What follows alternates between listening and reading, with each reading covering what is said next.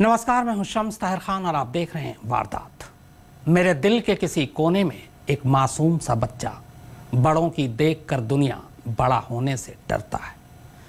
मेरे पीछे जो कुछ लिखा है ये उसी डर को जाहिर करता है। कचरा और इंसान में कुछ तो फर्क होना था, पर क्या करे वो सरकार भी, उसकी भी क्या गलती। कचरे की तरह जब लोग बेटियों को कचरे के ही ढेर पर फेंकने लगे तो बस यही फरियाद, यही गुजारिश की जा सकती है कि अपनी बेटियों को मारो या फेंको मत, बल्कि हमें दे दो। राजस्थान के पालना गृह से निकली ये वो कहानी है जो बस झकझोर कर रख देती है।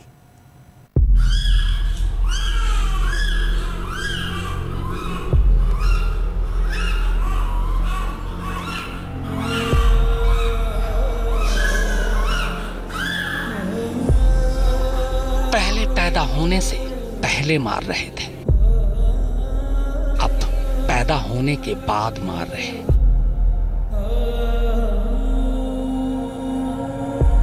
पहले कचरे के ढेर पर फेंकते थे, अब पालने में फेंक रहे हैं। तरीका बदला पर किस्मत नहीं, क्योंकि ये बेटी है। जो एक दर्द है तेरे सीने में वो ही सच्चा है, पर ये दर्द है कहां, किनके दिलों में है। जिस बच्ची ने अभी ठीक से आंखें भी न खोली हो, जिसने अभी दुनिया को ठीक से देखा भी ना हो,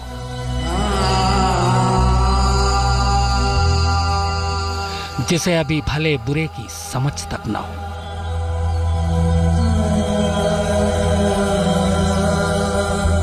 जो मोहब्बत और नफरत के मायने तक न जानती हो,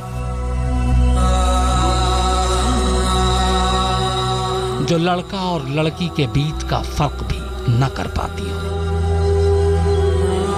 उस बच्ची को कोई मां कचरे के ढेर पर भूखे कुत्तों का निवाला बनने छोड़ देती है,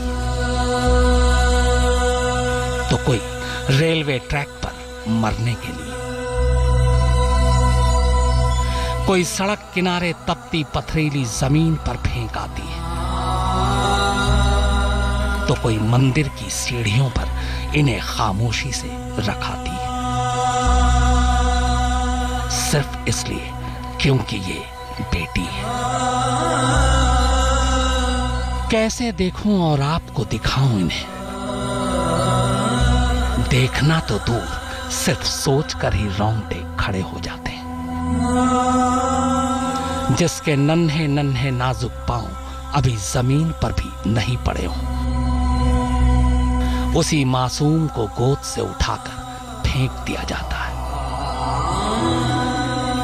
वो रोती है, चीखती है, पर आंसुओं में लिपटे उन मासूम चीखों को कोई नहीं सुनता, सिर्फ इसलिए क्योंकि ये बेटी है।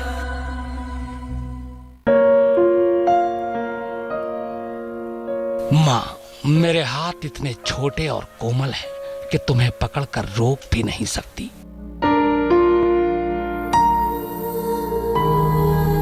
मेरी बाहें इतनी पतली और कमजोर कि उन्हें गले में डालकर तुम्हें मना भी नहीं सकती।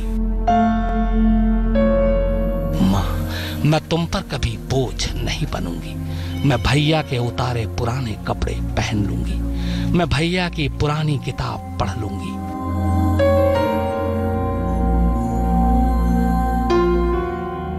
मैं खूब पढ़ूंगी, लिखूंगी और फिर एक रोज तुम्हारे आंगन से हमेशा के लिए चिड़िया बनकर उड़ जाऊंगी।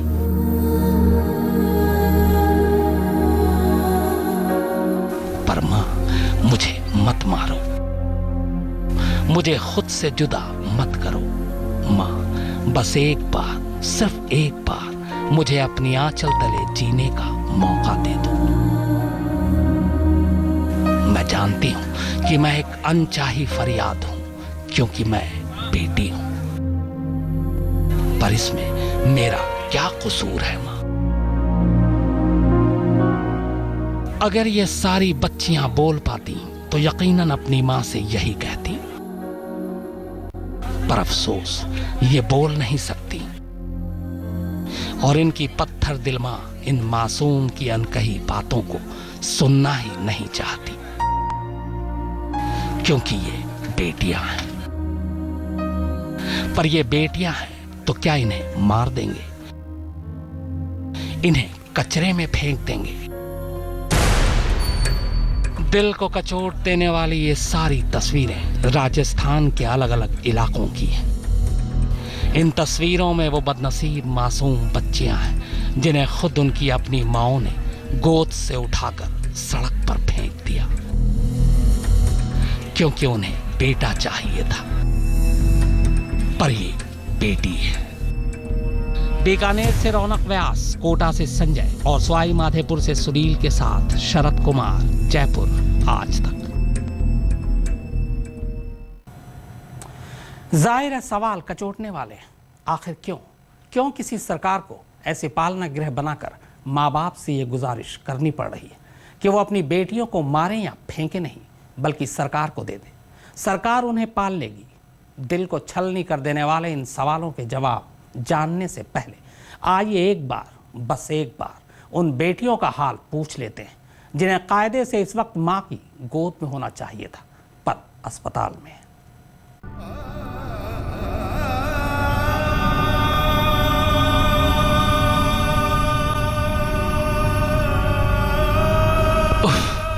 इस नन्ही परी को देखिए, फरिश्ते जैसी इसकी मासूम आंखों को देखिए। पता नहीं आंख पूरी तरह से खुल नहीं रहा या फिर खुद ये ऐसी दुनिया देखना ही नहीं चाहती। दुनिया में आने के सिर्फ 10 दिन बाद इस बेटी को उसकी मां ने जयपुर में एक मंदिर के पास फूलों की टोकरी में छोड़ दिया।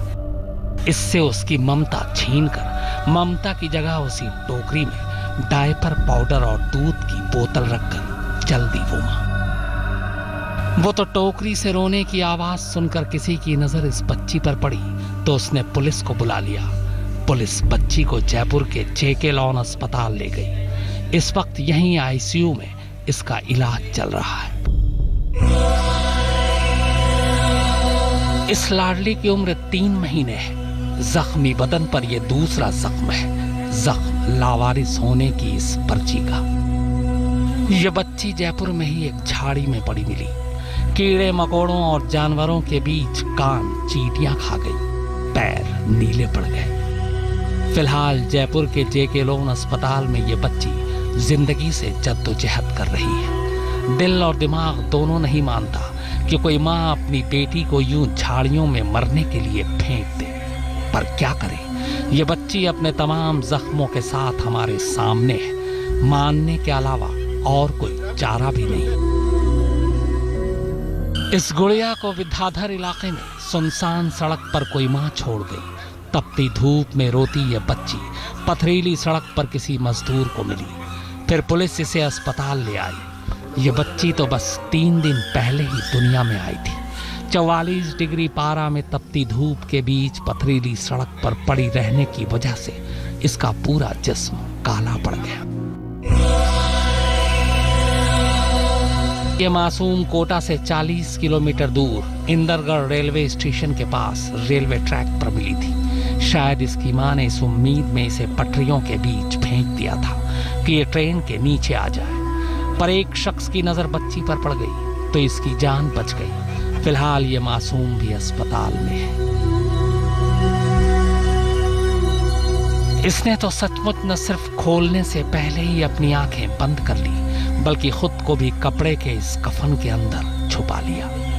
दुनिया में आने के सिर्फ चंद घंटे के अंदर ही इस मासूम ने इतनी सारी चीजें देख ली थी कि अब इस दुनिया को ये शायद और देखना ही नहीं चाहती थी, और इसीलिए ये चली गई। पैदा होने के सिर्फ 1 दिन बाद ये गुमनाम बच्ची बीकानेर के एक पालना गृह में मिली थी। उसकी हालत बेहद नाजुक थी।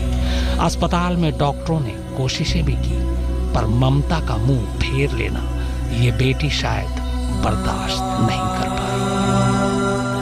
पत्थर की मूरत माँ की पथराई ममता का नतीजा है। किस तरह से बेटियां मरने के लिए फेंक दी जाती हैं। काश ये बोल पाती और कह पाती कि माँ हमें इस तरह से मत फेंको। इस तरह से अस्पताल में 4-4 बेटियां पड़ी हुई हैं जो पिछले 2 दिनों में अलग अलग जगहों पर फेंक दी गई थीं। पिछले 1 महीने में राजस्थान के जयपुर, उदयपुर, सवाई माधोपुर, कोटा, श्री गंगानगर, सीकर और धौलपुर में 16 बेटियों को इसी तरह पैदा होने के बाद अलग अलग जगहों पर फेंक दिया गया। इनमें से ज्यादातर बच्चियों की हालत बेहद खराब थी, जिसकी वजह से कुछ को तो बचाया भी नहीं जा सका। पर जिस राजस्थान में अब तक कोख में ही बेटियों को मार दिया जाता था, वहां अचानक अब बेटियों को सड़कों, झाड़ियों और ऐसे पालना गृह में क्यों फेंका जा रहा है? तो इसकी वजह राजस्थान का एक कानून है, एक ऐसा कानून जिसके चलते अब बेटियों की कोख में तो मौत बंद हो गई, मगर सड़कों पर उनकी तादाद बढ़ गई। बीकानेर से रौनक व्यास, कोटा से संजय और सवाई माधोपुर से सुनील के साथ शरद कुमार, जयपुर, आज तक। राजस्थान में लंबे अरसे से यह हो रहा था कि लोग जन्म से पहले ही लिंग की जांच कराकर यह पता लगा लेते थे कि गर्भ में पल रहा बच्चा लड़का है या फिर लड़की। अगर लड़की होती तो उसे गर्भ में ही मार डालते, और इस काम में बहुत से डॉक्टर उनकी पूरी मदद कर रहे थे। इसी के बाद राजस्थान सरकार ने एक कानून बनाया। बस इस कानून के आते ही बेटियों के फेंके जाने का सिलसिला शुरू हो गया। लिंग चयन प्रतिषेध अधिनियम यानी PCPNDT एक्ट, यही वो कानून है जिसने एक तरफ राजस्थान में कोख में तो बेटियों के कत्ल पर कुछ हद तक रोक लगा दी। कानून है, सख्ती भी है, और सख्ती का ही परिणाम है दूसरा रूप में जो आपको बता रही हूँ कि फेंकने वाली कार्रवाई ज़्यादा होने लगी। इधर पहले तो जांच अगर बंद हुई तो फेंकने लगे लोग। पहले तो भ्रूण में ही मार दिया जाता था, लेकिन अब वो पैदा करना उनकी मजबूरी हो गई तो बेटी है तो फेंक दो। तो ये जटिलताएं हैं, समाज की मानसिकता बहुत ज़रूरी है बदलनी। इस दौरान राज्य भर में ऐसे डॉक्टरों, नर्सिंग होम, क्लिनिक और अस्पतालों पर छापे मारे गए। इस कानून के तहत अब तक 60 से ज्यादा डॉक्टरों के लाइसेंस रद्द किए जा चुके हैं, जबकि 150 से ज्यादा सोनोग्राफी सेंटरों पर भी कार्रवाई की गई है। वैसे राजस्थान सरकार के इस कानून का असर भी दिख रहा है। कोख में कत्ल की संख्या लगातार कम हो रही है। 2015-16 में लड़कों की तुलना में राजस्थान में लड़कियों का अनुपात 929 हो गया, जबकि 2011 में यह आंकड़ा 887 था। लेकिन तस्वीर का एक दूसरा पहलू यह है कि गर्भ में भ्रूण जांच को लेकर चलाए जा रहे इस अभियान की वजह से अब लड़कियों को सड़कों पर या पालना गृह में फेंकने की घटनाएं बढ़ रही हैं। बीकानेर से रौनक व्यास, कोटा से संजय और सवाई माधोपुर से सुनील के साथ शरद कुमार, जयपुर, आज तक। जब लोग बेटियों को कचरे के ढेर पर, सड़क किनारे, रेलवे लाइन पर और यहाँ तक कि झाड़ियों जंगलों में फेंकने लगे, तब बेटियों की जान बचाने के लिए राजस्थान सरकार ने एक फैसला लिया। फैसला बेटियों को खुद पालने का, और उसी फैसले से जन्म हुआ पालना गृह का। फेंको मत, हमें दे दो, यह है आज के राजस्थान की हकीकत। गर्भ में लिंग जांच पर रोक लगाए जाने के बाद जब लोगों ने बेटियों को फेंकना शुरू किया, तब सरकार ने यह नया कदम उठाया, पालना गृह। इस पालना गृह के शुरू करने का मकसद यही है कि लोग बेटियां पैदा होने पर उन्हें मारें या फेंकें नहीं, बल्कि इन पालना गृह में छोड़ आए। बेटियों को सरकार पालेगी। फिलहाल पूरे राजस्थान में ऐसे 150 पालना गृह बनाए गए हैं। इसके अलावा 30 अनाथालय हैं, जिनमें इस वक्त 1700 बेटियां पल रही हैं। सरकार ने ऐलान किया है कि राजस्थान के हर जिले में करीब 700 पालना गृह बनाए जाएंगे। पालना गृह इस तरह बनाए गए हैं कि यहाँ कोई भी बिना अपनी पहचान बताए बेटियों को छोड़ सकता है। इसके लिए ज्यादातर पालना गृह सुनसान जगहों पर बनाए जा रहे हैं। लोग फेंक जाते हैं बेटियों को और फिर कुत्ते या जंगली जानवर उन्हें नोचकर खा जाते हैं। इससे बचने के लिए सरकार ने इस तरह से पालना घर बनाया है। इस पर लिखा हुआ आप देख सकते हैं पालना घर, और बच्ची की एक तस्वीर बनी हुई है। ये इस पालना घर के अंदर एक गद्दीनुमा जगह है जहाँ पर ये व्यवस्था की गई है कि यहाँ पर बच्ची को लाकर आप सुला दें। एक वेट बैलेंस है इस पर, जैसे इस पर बच्ची आती है यहाँ पर से इलेक्ट्रिक घंटी लगी हुई है। ये बच्ची के दबते ही शायरन की आवाज़ सुनाई पड़ने लगती है, तो अंदर से कोई ना कोई महिला आती है और उस बच्ची को निकाल के ले जाती है। इस तरह से बच्चियों के बचाव के लिए व्यवस्था की गई है जगह जगह, लेकिन फिर भी लोग बच्चियों को मरने के लिए दूसरी जगह फेंक देते हैं। जरा इन बेटियों को देखिए, इनकी मासूमियत देखिए, इनकी आहों को सुनिए, फिर सोचिए क्या इन्हें माँ की गोद का हक नहीं है? क्या माँ इतनी पत्थर दिल भी होती है? बीकानेर से रौनक व्यास, कोटा से संजय और सवाई माधोपुर से सुनील के साथ शरद कुमार, जयपुर।